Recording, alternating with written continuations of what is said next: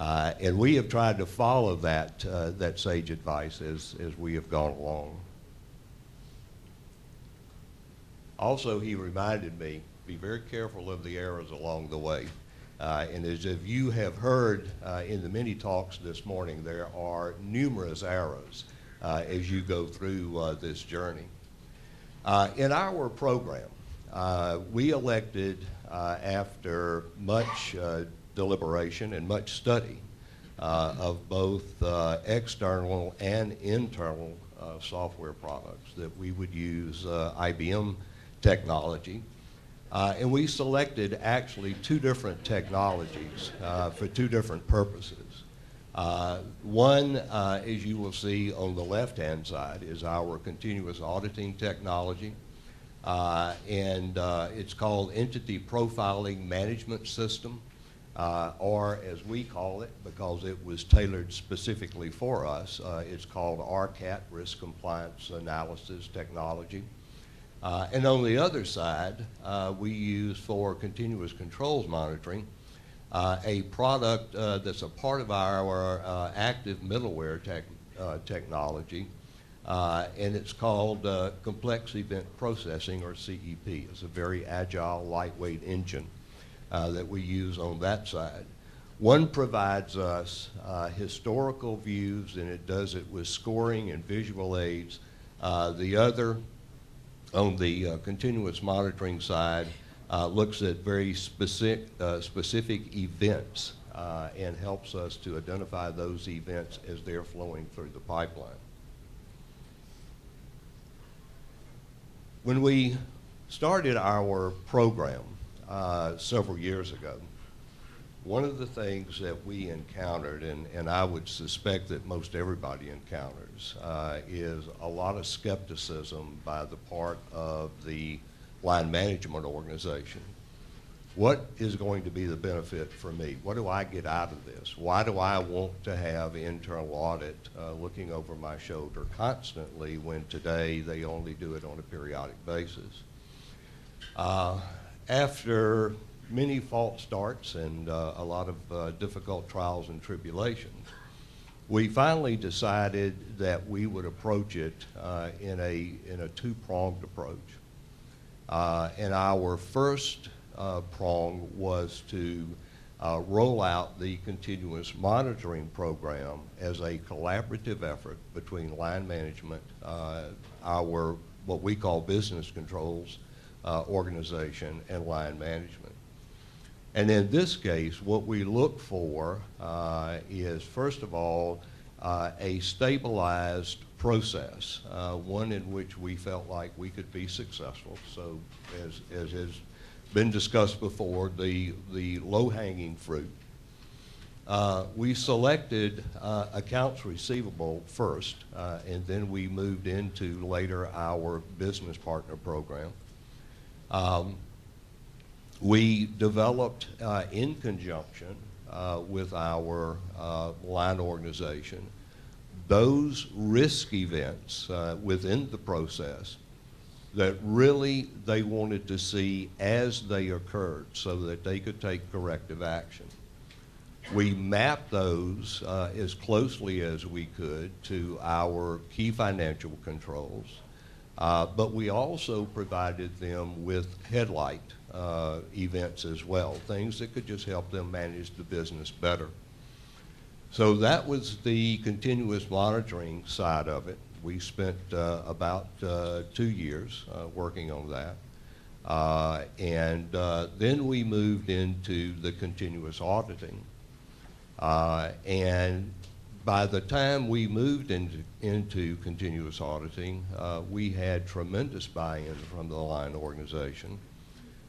They had seen the benefit that they had derived from this, and they felt very strongly that this was a way to really be much more effective and efficient, and we had much less difficulty in selling them on the concept. As you can see here, we have made a lot of progress. I won't go through all of this, but You can see that we're in 37 countries, so we're global in the accounts receivable process. We have deployed some 427 rules or attributes. 291 are focused specifically on fraud. 136 are operational, and all of them are incorporated into our overall framework of controls. In other words, they are reported. As you look at what we have benefited out of this, is that we know we are preventing control circumvention. We actually have examples of where we have prevented situations as they occurred. We identified them, stopped them, nipped them in the bud, as the phrase was used yesterday.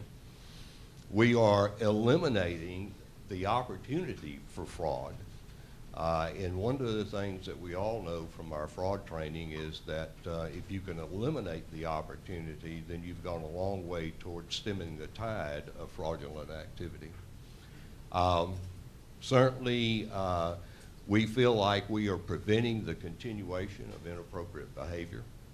So as you look, there are a number of different, what we consider to be paybacks for the investments that we've made.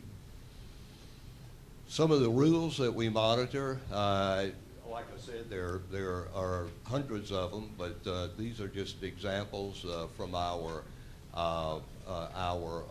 accounts receivable. You'll see that we have netting, deviated refunds, customer creditworthiness. The old cowboy, my neighbor, reminded me that sometimes you get and sometimes you get got.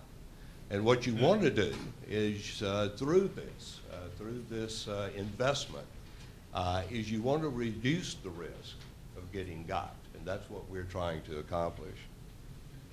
If you look at how we are utilizing some of our data, again using accounts receivable, the process owner now has the ability, which they did not have before, they now have the ability to look at trends among the different countries and to be able to identify very quickly where they have performance issues, where they have declining controls, and all of this is helping now to prevent any kind of deterioration in our cash flow.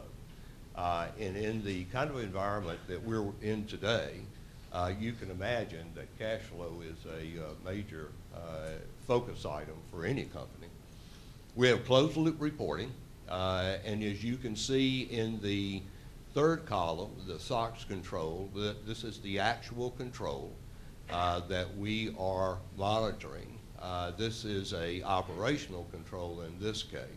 You can see how many times it's occurred, so forth and so on. You can see over at the very far right the comments that in fact we did have 5 circumvention of controls and that the reversals were processed and the defects were reported as a part of our overall framework. So it does work into our overall controls program.